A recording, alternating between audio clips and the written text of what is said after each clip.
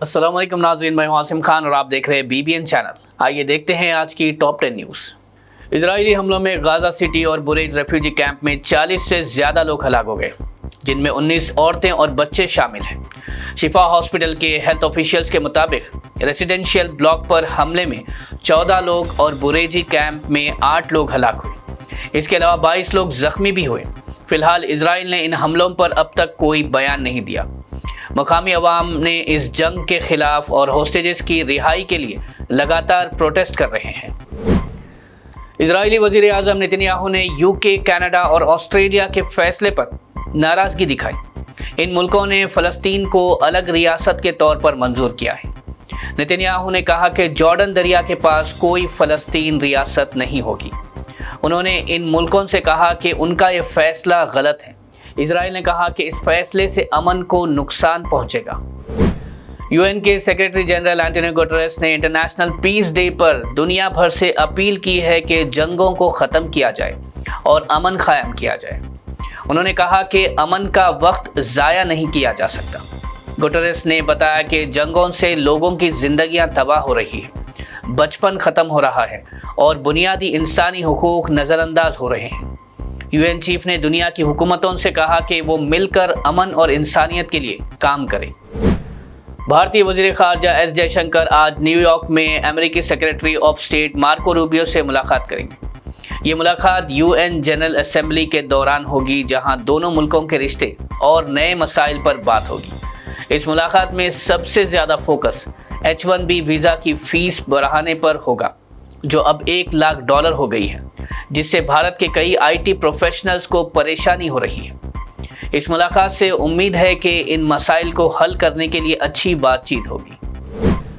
Supreme court ने आज उमर खालिद, शर्जील इमाम, गुलफिशा फातिमा और मीरान हैदर की दिल्ली राइट UAPA केस में बेल रिक्वेस्ट पर दिल्ली पुलिस से जवाब मांगा है। बेंच ने नोटिस जारी किया और इस मामले की सुनवाई 7 अक्टूबर के लिए तय की। ये एक्टिविस्ट दिल्ली हाई कोर्ट के 2 सितंबर के फैसले को चैलेंज कर रहे हैं, जिसमें उनकी और दूसरे 7 लोगों की बेल रिजेक्ट हुई थी। हाई कोर्ट ने कहा कि सिटीजन्स को प्रोटेस्ट का हक है, लेकिन वो पीसफुल, ऑर्डरली और कानूनी दायरे में होने चाहिए। समाजवादी पार्टी के सदर अखिलेश यादव ने बीजेपी पर सवाल उठाया कि पिछले 8 सालों का GST के जरिए वसूल किया हुआ पैसा कहाँ गया। उन्होंने तंजिया लहजे में पूछा कि क्या ये पैसा लोगों के बैंक अकाउंट्स में ट्रांसफ़र होगा, कैश में दिया जाएगा, या बच्चों की स्कूल फीस भरी जाएगी, या फिर LPG सिलेंडर्स और बीमार या ज़ईफ़ की सेहत के लिए इस्तेमाल होगा, या फिर बीजेपी के जुमला कोष यानी फंड ऑफ प्रोमिसेस में शामिल किया जाएगा। BRS के वर्किंग प्रेसिडेंट KTR ने कांग्रेस और बीजेपी को एक ही सिक्के के 2 पहलू करार दिया। उन्होंने कहा कि कांग्रेस बीजेपी के साथ मिलकर गरीबों के घर तोड़ रही है। उन्होंने ये भी कहा कि अगर कांग्रेस को वोट दिया गया तो ये बुलडोजर राज को मंजूरी देना होगा।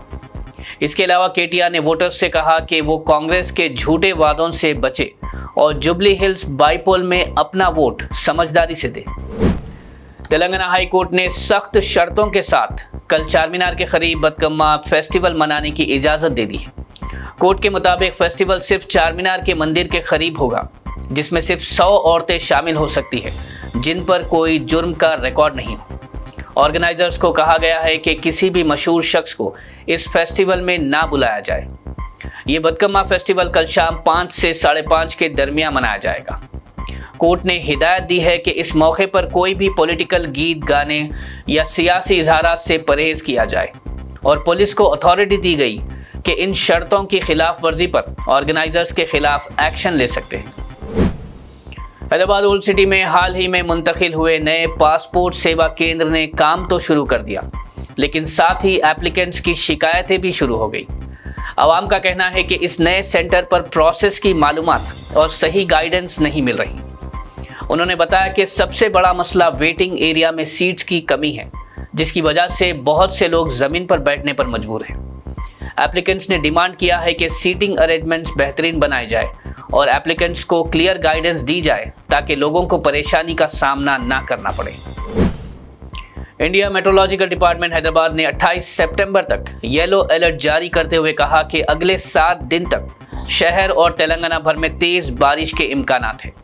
आईएमडी ने बताया कि दिन के वक्त हल्का ड्राई वेदर हो सकता है, लेकिन शाम और रात को भारी बारिश, बिजली, तेज हवाओं के इम्कानात हैं, जिसके सबब गर्मी में काफ़ी राहत हो सकती है।